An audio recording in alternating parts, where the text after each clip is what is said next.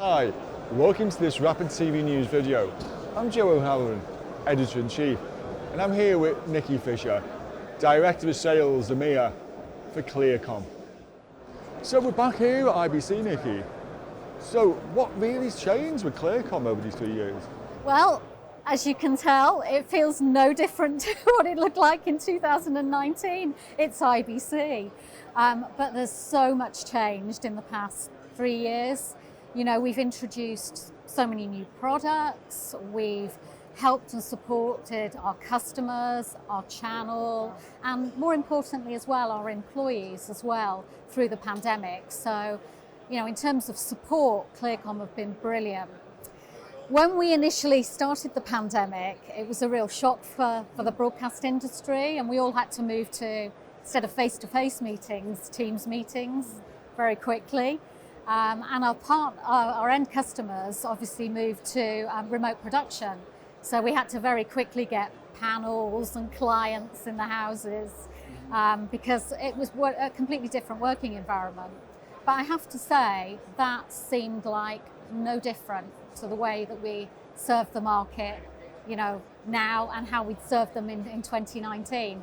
Communications is everywhere, and it's, you know, making people connect and talk to each other.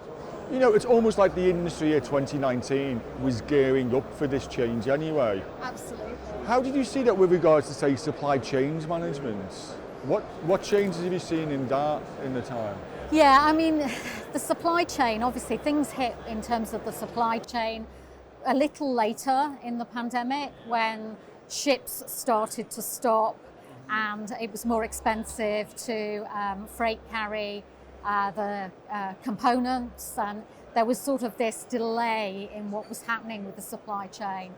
But the past few years, I think people have come to expect there's going to be slightly longer delivery times.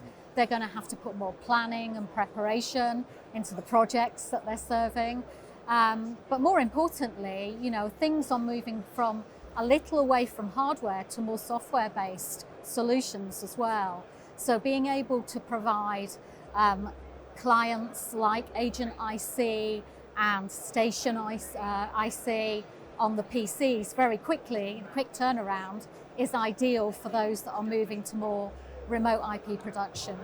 Now, you mentioned the customers. Now, before we get into the technology they're using, what different pressures are you seeing for them with regard to cost pressures, budget pressures, and just doing business? Yeah, I mean, it has changed from 2019. It was about cost, it was about budget, but now a lot of it is about availability. How quickly can you help and support us with the projects? How quickly can you be able to get creative solutions to us or loan us equipment to help us through a particularly challenging period? Because it really is all about, you know, deliverability, sustainability, and the future. Now, one in the future from 3 years ago was IP broadcasting. Now it's very much the present. What do you think the key dynamics of this rush into IP? Well, certainly the pandemic pushed everything very quickly. You know, we all started working in our homes.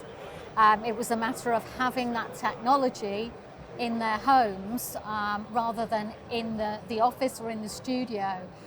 We had a lot of broadcasters, large broadcasters, move very, very quickly within a couple of days of the pandemic hitting to produce completely different workflows to what they had done previously.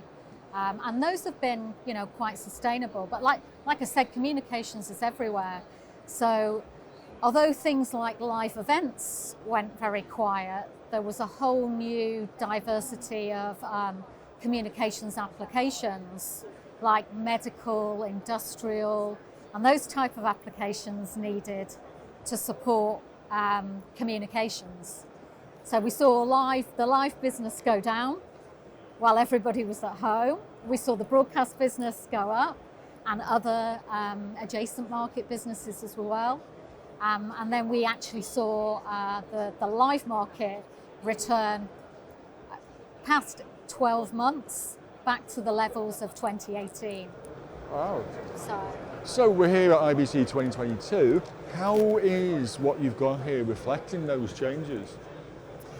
Well, first time we've had the opportunity to show the IBC European and worldwide audience our new products. So Arcadia is our Arcadia Central Station is a product that was brought out last year that we have built upon for the future. It's an IP platform which is 16 ports up to 128 ports, all licensable, so people can update as they need it.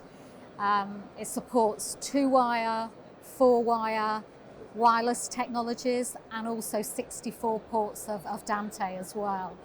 And that will be the platform that we'll work on for the future to provide additional support for other types of applications as well.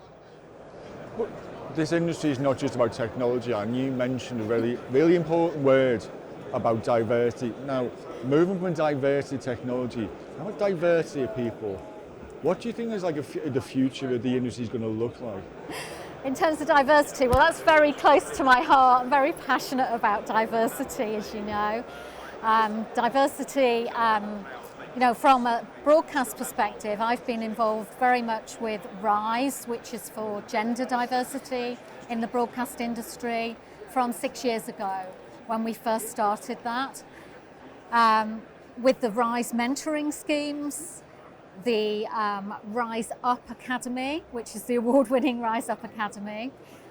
As a manufacturer, we have been very supportive, not only providing equipment for training the next generation of broadcast technology and media engineers, but also providing support and help for that program in terms of sponsorship. So, you know, it's really important that the future's ours to create, really. We have seen the broadcast industry change from being a very white, male-dominated industry. We're seeing a lot more diversity coming into the industry, but it's going to take some time. And working to get those people very, very early when they select science-based subjects at school. Absolutely. Is a really important thing to do. Now, you mentioned time, and I need to finish on a very unfair time question. If we go fast forward into next year, what is the industry going to look like with this new diverse face? What's going to be the new technologies we're going to see? Yeah, like I said, we're turning to more of a software-based industry than just purely hardware.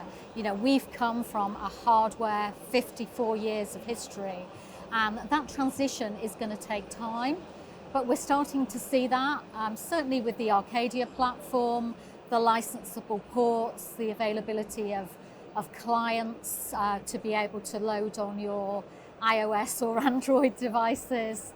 You know, that really is the future of the industry and the future of Intercom. I look forward to seeing you. Nicki, thank you very much. Lovely to speak to you.